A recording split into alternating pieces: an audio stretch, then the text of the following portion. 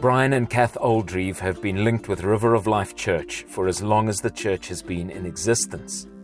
The Oldrieves met the team that were planting the church whilst they were farming in Bindura around the time of their conceiving of Farming God's Way and the national church-based agri-initiative called Operation Joseph.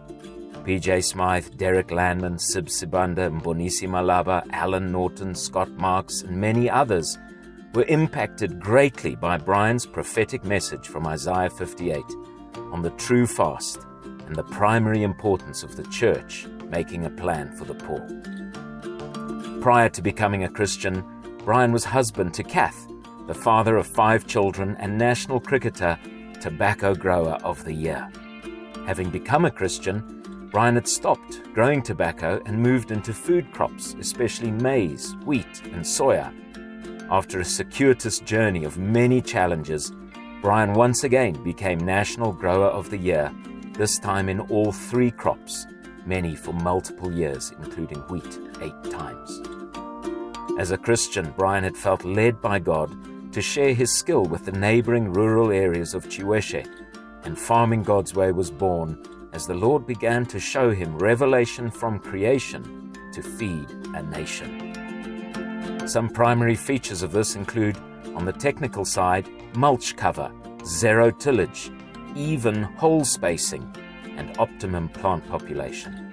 On the management side, doing things on time, at standard, without wastage, and with joy. This approach resulted in increasing traction over the years, and through champions conferences and establishing of numerous bases within Zimbabwe and in 25 nations across the world, the approach has gained great momentum. This expansion happened through the land reallocation process and the Oldrieve's resulting move to River of Life in Harare, first in Westgate and then to Eastleigh. Farming God's Way transitioned to Foundations for Farming and gained further and further reach. To date, it has been profiled on some of the most far-reaching global platforms in the world, including UNESCO, FAO, UNICEF, and World Food Programme.